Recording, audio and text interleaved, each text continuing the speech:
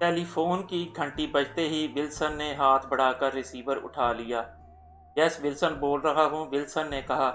Roger बोल रहा हूँ बॉस, एक इंतहाई अहम इतला मिली है। दूसरी तरफ से रॉजर की आवाज़ सुनाई दी। कैसी इतला?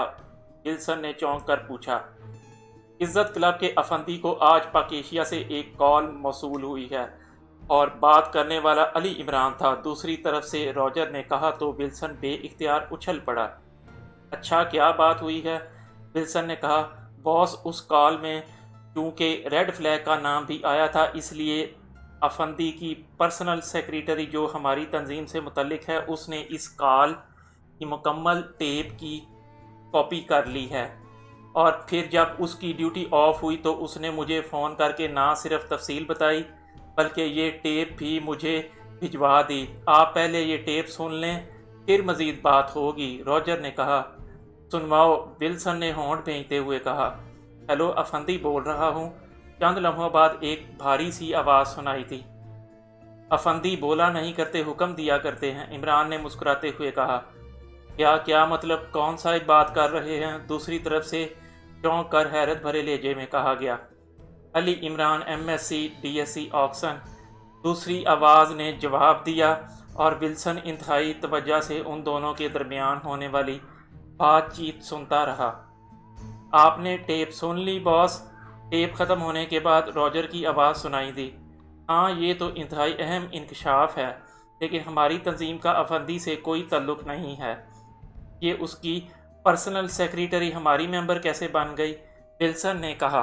बॉस, इज़्ज़त क्लब में बहुत बड़े बड़े लोग आते हैं और हम उन्हीं लोगों में से अपने मतलब के गाहक मुंतखब करते हैं। इसलिए इज़्ज़त क्लब तो एक तरफ, इस जैसे बाकी क्लब और होटलों में भी हमने अपने मखसूस आदमी सेट किए हुए हैं ताकि उनकी मदद से काम को दुरुस्त तरीके से किया जा सके। पर्सनल सेक्रेटरी ने उस टेप की कॉपी इसलिए हासिल की है कि उस इमरान ने गुफ्तगू के दौरान रेड फ्लैग का नाम लिया था, रॉजर ने कहा।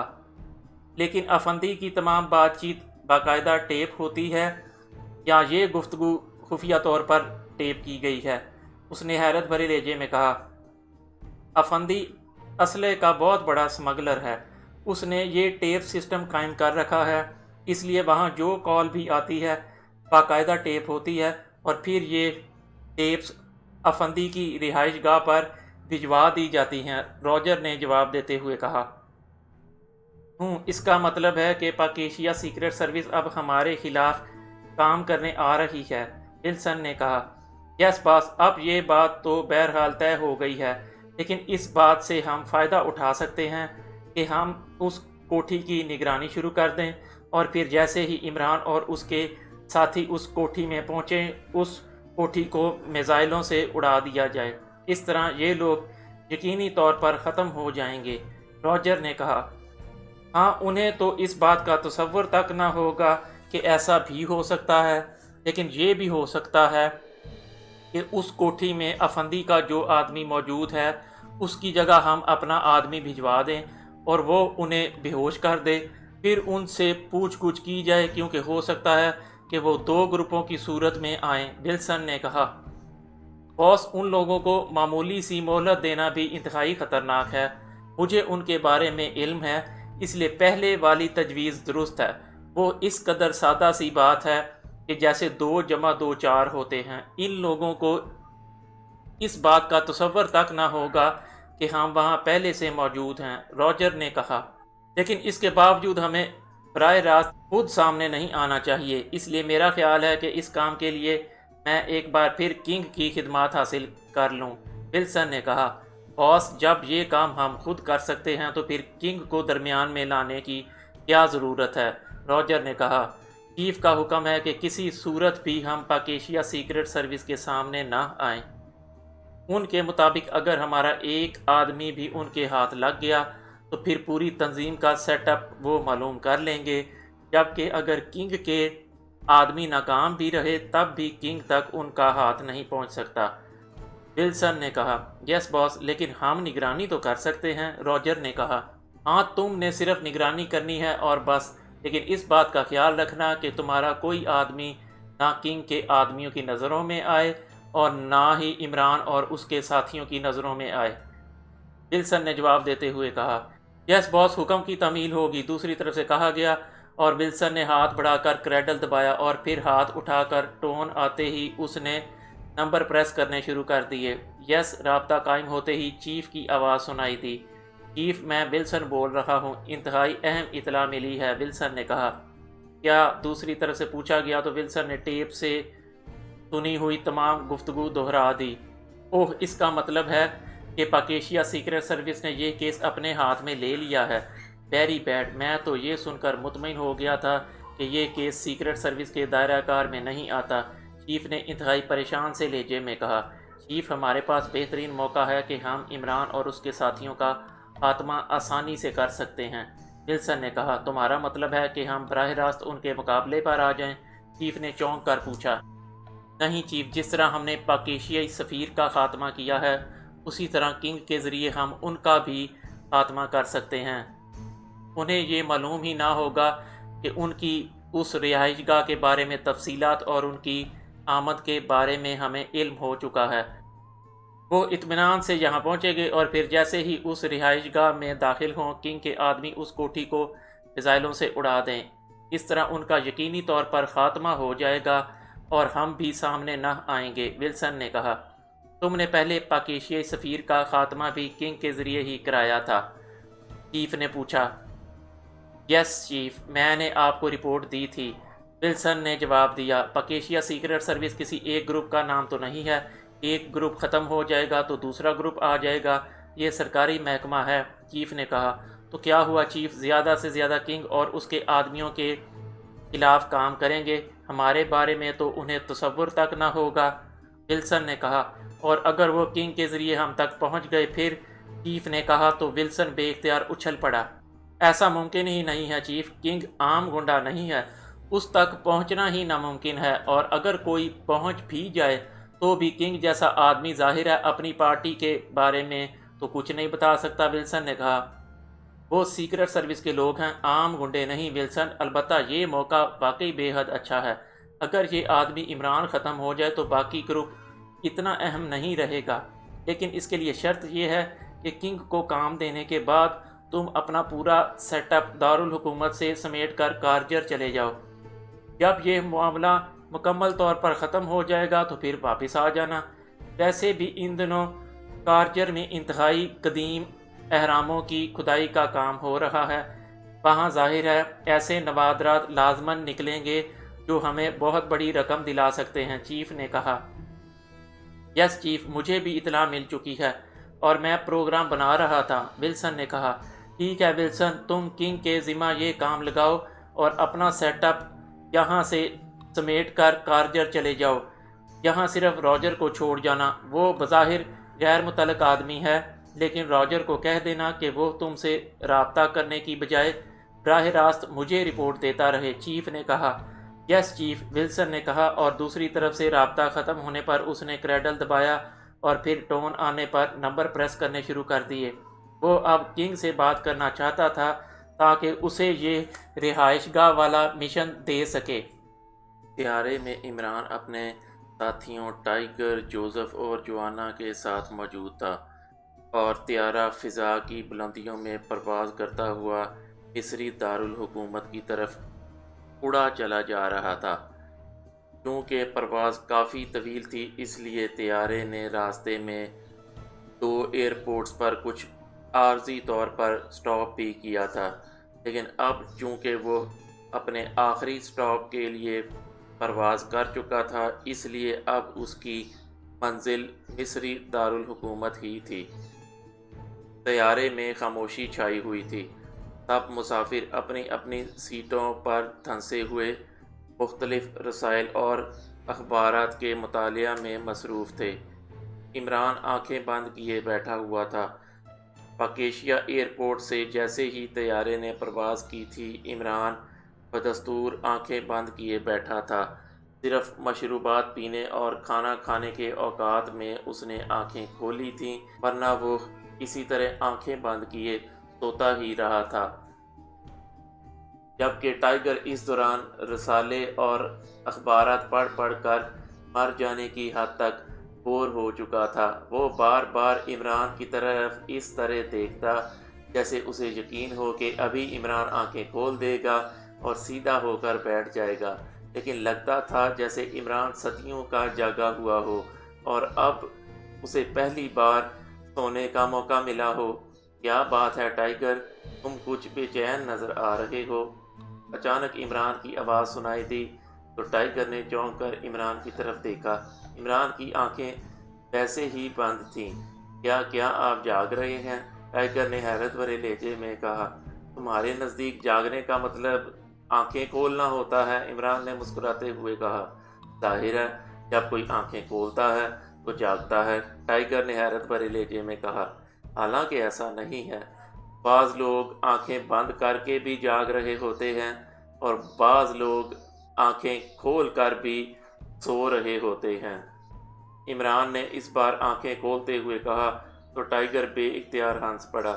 یہ تو فلسفہ ہے باس، عام حالات میں تو آنکھیں کھولنا جاگنے کے مترادف ہی ہوتا ہے۔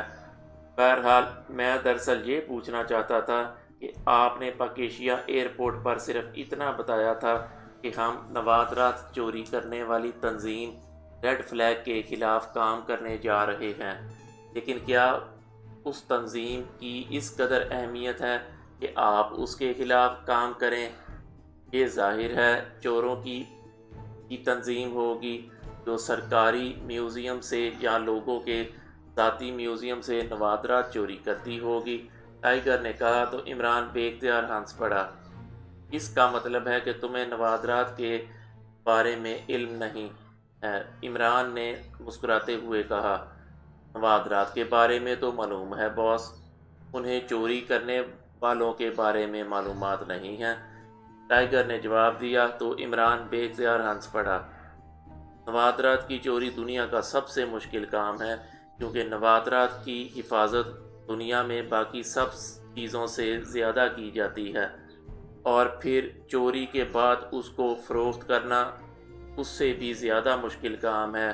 اس لیے ظاہر ہے یہ کام کرنے والے لوگ عام چور نہیں ہوتے، یہ بین الاقوامی سطح پر کام کرنے والی انتہائی تربیت یافتہ افراد کی تنظیمیں ہوتی ہیں، عمران نے کہا۔ لیکن باس، بہرحال یہ لوگ چوری کرنے اور نوادرات کو خفیہ طور پر فروخت کرنے میں ماہر ہوں گے، یہ گنڈے، بدماش یا مار دھاڑ کرنے والے لوگ تو نہیں ہوں گے، ٹائیگر نے جواب دیتے ہوئے کہا۔ بظاہر تمہاری بات درست ہے، لیکن یہ لوگ ہر قسم کے افراد کو ہائر کر سکتے ہیں۔ اب تم خود دیکھو کہ مصر میں پاکیشیا کے سفیر نے اس تنظیم کے خلاف معلومات حاصل کیں تو انہیں بھرے بازار میں فائرنگ کر کے ہلاک کر دیا گیا۔ ظاہر ہے اس کام کے لیے انہوں نے کسی نہ کسی گروپ کو ہائر کیا ہوگا، عمران نے کہا۔ وہ تو ٹھیک ہے باس، لیکن ان کے خلاف براہ راست ہم کس انداز میں کام کریں گے؟ ٹائیگر نے کہا۔ ان کے نیٹ ورک کو ختم کرنا ہوگا، عمران نے جواب دیا۔ مطلب یہ کہ ان کے سربراہ کو پکڑنا ہوگا، پھر اس سے اس کے نیٹ ورک کو معلوم کرنا ہوگا اور پھر اس کے خلاف کام کرنا ہوگا، ٹائیگر نے کہا۔ اس کام میں ملوث افراد سماجی طور پر بہت مضبوط اور مقبول افراد ہوتے ہیں اور وہ ٹیکنیکل انداز میں کام کرتے ہیں، اس لیے ان کو ٹریس کرنا اور پھر ان کے خلاف کام کرنا اور خاص طور پر ان کے خلاف ثبوت اکٹھے کرنا خاصا مشکل کام ہے، عمران نے کہا۔ تو پھر آپ نے کیا پلان بنایا ہے؟ ٹائیگر نے کہا۔ میں اپنے ساتھ 2 نوادر لے جا رہا ہوں، ایک افریقی نوادر اور دوسرا ایکریمی۔ اب دیکھو شاید اس تنظیم کی قدر شناس نظریں ان پر پڑ جائیں، عمران نے بڑے معصوم سے لہجے میں کہا تو ٹائیگر بے اختیار ہنس پڑا۔ یہ نوادر تو انہیں بہت مہنگے پڑیں گے باس، ٹائیگر نے ہنستے ہوئے کہا۔ نوادر ہمیشہ مہنگے ہی ہوتے ہیں، میری اور تمہاری طرح کے سستے نوادر تو ویسے ہی بے قیمت ہوتے ہیں اور کوڑے کے ڈھیر پر پڑے نظر آتے ہیں، عمران نے جواب دیا تو ٹائیگر ایک بار پھر ہنس پڑا۔ مطلب ہے کہ تم نے مجھے نوادر مان لیا، یعنی قدیم دور کی چیز، عمران نے مسکراتے ہوئے کہا تو ٹائیگر بے اختیار ہنس پڑا۔ آپ جدید دور کے نوادر ہیں باس، ٹائیگر نے کہا۔ جدید دور کے نوادر ہو ہی نہیں سکتے، کیونکہ جب تک طویل عرصہ نہ گزر جائے وہ نوادر بنتا ہی نہیں۔ جیسے یہ جہاز جس میں ہم اس وقت موجود ہیں، اگر کسی برفانی پہاڑی کی چوٹی پر گر جائے اور یہ سینکڑوں سال تک برف میں ڈھکا رہے، اور پھر جب یہ نکلے گا تو نوادرات میں شامل ہوگا اور اس کی ایک ایک چیز کروڑوں میں فروخت ہوگی۔ عمران نے مسکراتے ہوئے جواب دیا اور ٹائیگر بے اختیار ہنس پڑا۔ میں دراصل یہ پوچھنا چاہتا تھا باس کہ ہم اپنے مشن کا آغاز کہاں سے کریں گے؟ کیا اس تنظیم کے بارے میں کوئی آدمی سامنے آئے گا؟ ٹائیگر نے کہا، نہیں، یہ لوگ انتہائی خفیہ رہتے ہیں۔ میں نے تمہیں بتایا ہے کہ ایسی تنظیموں کے ساتھ منسلک لوگ بظاہر بڑا سماجی رتبہ رکھتے ہیں، اس لیے انہیں آسانی سے نہ شناخت کیا جا سکتا ہے اور نہ ان پر ہاتھ ڈالا جا سکتا ہے۔ عمران نے جواب دیا، تو پھر کسی لائن آف ایکشن پر کام کرنا ہوگا۔ ٹائیگر نے کہا، تم خود سوچو، اگر تم اس مشن کے انچارج ہو تو کہاں سے آغاز کرو گے؟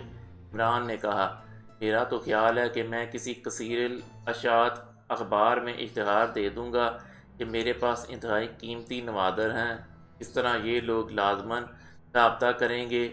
ٹائیگر نے کہا، انہیں بڑے بڑے ماہرین سے بھی زیادہ نوادرات کے بارے میں علم ہوتا ہے کہ کون سا نوادر کہاں ہے اور کتنی مالیت کا ہے اور کس کے قبضے میں ہے۔ عمران نے مسکراتے ہوئے کہا، تو پھر اور کیا کیا جا سکتا ہے؟ ٹائیگر نے پریشان ہو کر کہا، میں نے تمہیں پہلے بتایا ہے کہ یہ لوگ اپنی ذہانت کے تحت ہر قسم کے افراد کو ہائر کر لیتے ہیں، اور پاکیشیائی سفیر کو انہوں نے براہ راست ہلاک نہیں کیا ہوگا، لامحالہ دارالحکومت کے کسی گروپ کی خدمات حاصل کی ہوں گی۔ اگر ہم اس گروپ کے سربراہ تک کسی طرح پہنچ جائیں تو پھر اس سے اس کی پارٹی تک پہنچا جا سکتا ہے، اور یہی پارٹی ہماری مطلوبہ پارٹی ہوگی۔ عمران نے کہا تو ٹائیگر نے بے اختیار ایک طویل سانس لیا۔ واقعی یہ سامنے کی بات تھی، لیکن نہ جانے میرے ذہن میں کیوں نہیں آئی، ٹائیگر نے کہا تو عمران بے اختیار ہنس پڑا۔ اس لیے کہ تمہارے ذہن میں ریڈ فلیگ کا نام اس انداز میں موجود تھا کہ جیسے وہ کوئی عام مجرم تنظیم ہو جس کا ہیڈ کوارٹر ہوگا، شعبے ہوں گے اور ان سے باقاعدہ لڑنا پھرنا پڑے گا۔ عمران نے کہا تو ٹائیگر نے اس انداز میں سر ہلایا جیسے وہ عمران کی بات کی تائید کر رہا ہو، اور پھر اسی طرح کی باتوں میں وقت گزرتا چلا گیا، حتیٰ کہ پائلٹ نے منزل مقصود پر پہنچنے کا اعلان کیا تو جہاز میں جیسے یکلخت ہلچل سی مچ گئی۔ سب لوگ تیار ہونے لگ گئے۔ عمران اور اس کے ساتھیوں نے بھی بیلٹیں باندھ لی، اور پھر جہاز کے لینڈ کرنے کے بعد وہ سب مسافروں کے ساتھ نیچے اترے۔ امیگریشن اور دوسرے متعلقہ کلیئرنس سے گزرنے کے بعد وہ جیسے ہی پبلک لاؤنج میں پہنچے، اچانک ایک نوجوان تیز تیز قدم اٹھاتا ہوا ان کی طرف بڑھا۔ آپ پاکیشیا سے آئے ہیں جناب؟ اس نوجوان نے قریب آ کر کہا تو عمران اور اس کے ساتھی بے اختیار چونک پڑے۔ ہاں کیوں؟ عمران نے حیرت بھرے لہجے میں کہا۔ وہ اسے غور سے دیکھ رہا تھا۔ وہ مقامی نوجوان تھا۔ آپ میں سے کسی کا نام پرنس آف ٹھمپ ہے؟ اس نوجوان نے کہا تو عمران بے اختیار چونک پڑا۔ کیوں، کیا بات ہے؟ کھل کر بات کرو، عمران نے اس بار قدرے سخت لہجے میں کہا، جبکہ ٹائیگر، جوزف اور جوانا تینوں چوکنے ہو کر اس انداز میں ادھر ادھر دیکھ رہے تھے جیسے انہیں خطرہ ہو کہ ان پر کسی طرف سے حملہ ہو سکتا ہے۔ جناب، میں گزشتہ 2 روز سے یہاں ڈیوٹی دے رہا ہوں اور پاکیشیا سے آنے والی فلائٹس کو چیک کرتا رہا ہوں۔ میرا تعلق جناب افندی سے ہے، نوجوان نے کہا تو عمران چونک پڑا۔ اوہ، کیا افندی نے تمہیں ہماری کوئی نشانی بتائی تھی؟ عمران نے کہا، جی ہاں، انہوں نے مجھے قد و قامت بتایا تھا کہ اس قد و قامت کے کوئی صاحب اگر پاکیشیا سے آئیں تو ان سے میں پوچھوں، اور اگر وہ پرنس آف ٹھمپ ہوں تو انہیں پیغام دے دوں کہ وہ پہلے افندی صاحب سے فون پر رابطہ کر لیں۔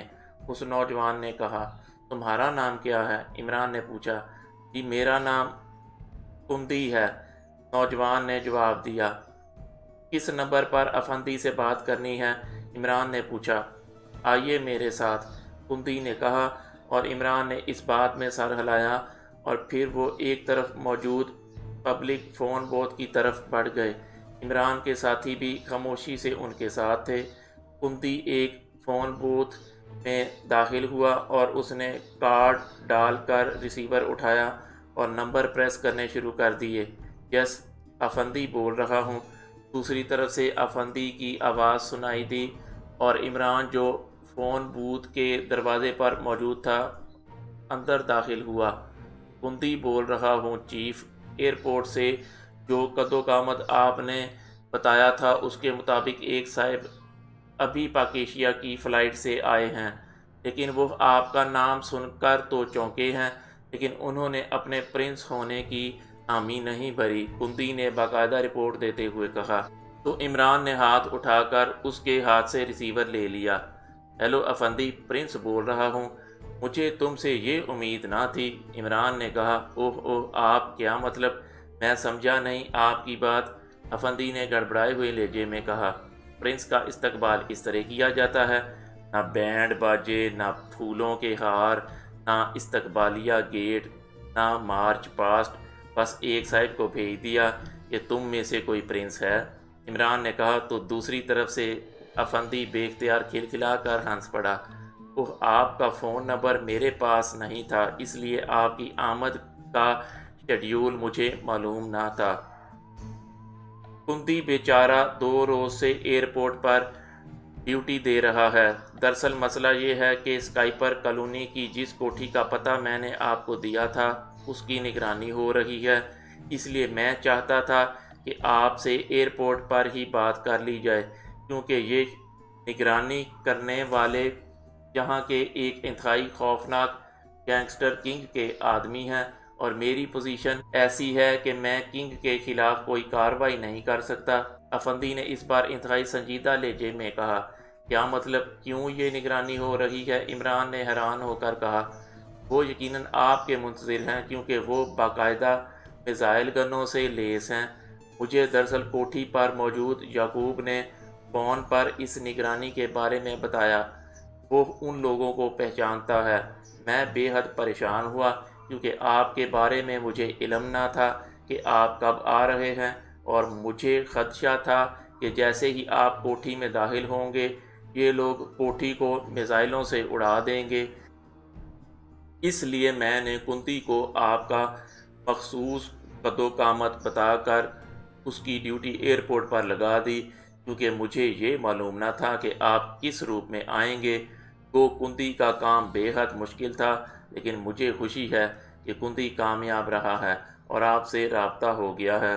آپ کندی کے ساتھ چلے جائیں، وہ ایک اور رہائش گاہ تک آپ کو پہنچا دے گا۔ افندی نے کہا، یہ کنگ کون ہے؟ اس کا حدود اربع کیا ہے؟ عمران نے پوچھا۔ دارالحکومت میں ایک کلب ہے جس کا نام سپر کلب ہے، اس کلب کا مینیجر کنگ ہے۔ کنگ بہت بڑا گینگسٹر ہے۔ اس کلب کا اصل مالک یہاں کا پولیس کمشنر ہے۔ کنگ اس کا بھائی ہے، اور دارالحکومت قاہرہ میں اس کا نام دہشت کا متبادل سمجھا جاتا ہے، اور کہا جاتا ہے کہ ہر بڑے جرم کے پیچھے کنگ کا نام ہوتا ہے۔ اسلحے کی سمگلنگ میں بھی کنگ کا بڑا نام ہے، اور مجھے بھی اپنے کاروبار میں اسے باقاعدہ حصہ دینا پڑتا ہے۔ اس کے پاس ہر قسم کے جرائم پیشہ لوگ موجود ہیں، اور یہ شخص حد درجہ طاقتور اور شفاق ہے، اس لیے میں اس کے سامنے کھل کر نہیں آ سکتا۔ جب یعقوب نے مجھے بتایا کہ کنگ کے آدمی کوٹھی کی نگرانی کر رہے ہیں تو میں بے حد پریشان ہوا۔ افندی نے کہا، کیا اس کا تعلق ریڈ فلیگ سے ہے؟ عمران نے پوچھا۔ او نہیں پرنس، یہ اس قسم کے فضول کاموں میں وقت ضائع نہیں کیا کرتا، البتہ یہ ہو سکتا ہے کہ ریڈ فلیگ نے اسے آپ کے خلاف باقاعدہ ہائر کیا ہو۔ افندی نے جواب دیتے ہوئے کہا، لیکن ریڈ فلیگ کو کیسے معلوم ہوا کہ میں نے تمہیں کال کیا ہے؟ اور تم نے مجھے یہ کوٹھی دی ہے؟ عمران نے کہا، میں آپ کا مطلب سمجھ رہا ہوں، اور میں نے اس مخبر کا کھوج بھی لگایا ہے جس نے یہ اطلاع آگے پہنچائی ہے، لیکن میں اس وقت تک اسے چھیڑنا نہیں چاہتا تھا جب تک کہ آپ کسی محفوظ مقام تک نہ پہنچ جائیں۔ افندی نے کہا، جس فون پر تم اس وقت بات کر رہے ہو کیا یہ محفوظ ہے؟ عمران نے کہا، ہاں، یہ میرا خصوصی فون ہے، افندی نے جواب دیا۔ تو پھر تم عام فون پر پہنچ جاؤ، میں تمہیں پاکیشیا سے کال کر کے کہہ دیتا ہوں کہ میرا مصر آنے کا پروگرام کینسل ہو گیا ہے تاکہ یہ بات ان لوگوں تک پہنچ سکے۔ عمران نے کہا، لیکن آپ پہلے محفوظ ٹھکانے تک تو پہنچ جائیں۔ افندی نے کہا، فکر مت کرو، اب ہم خود ہی محفوظ ٹھکانہ تلاش کر لیں گے، لیکن میں چاہتا ہوں کہ تمہارے ساتھ اب لنک باقاعدہ طور پر ختم ہو جائے، ورنہ یہ لوگ تمہیں کسی بھی انداز میں نقصان پہنچا سکتے ہیں۔ عمران نے کہا، میں سخت شرمندہ ہوں پرنس، اگر درمیان میں کنگ کا مسئلہ نہ ہوتا تو۔ افندی نے شرمندہ سے لہجے میں کہا، تم نے مجھے اس انداز میں آگاہ کر کے واقعی دوستی کا حق ادا کر دیا ہے افندی، اس لیے پریشان ہونے کی ضرورت نہیں ہے۔ عمران نے کہا، اوکے، نمبر نوٹ کر لیں اور مجھے 10 منٹ بعد اس نمبر پر فون کر لیں۔ ویسے اگر آپ چاہیں تو کندی آپ کو ایک محفوظ ٹھکانے تک پہنچا سکتا ہے، افندی نے کہا، اور اس کے ساتھ ہی اس نے ایک نمبر بتا دیا۔ تم بے فکر رہو اور سب کچھ بھول جاؤ، عمران نے کہا، اور ریسیور رکھ دیا تو ساتھ کھڑے ہوئے کندی نے کارڈ باہر نکال لیا اور عمران باہر آ گیا۔ میرے لیے کیا حکم ہے جناب؟ کندی نے بوتھ سے باہر آ کر مؤدبانہ لہجے میں کہا، کیا تم کبھی اس کنگ سے ملے ہو؟ عمران نے کہا تو کندی کا چہرہ یکلخت بگڑ سا گیا۔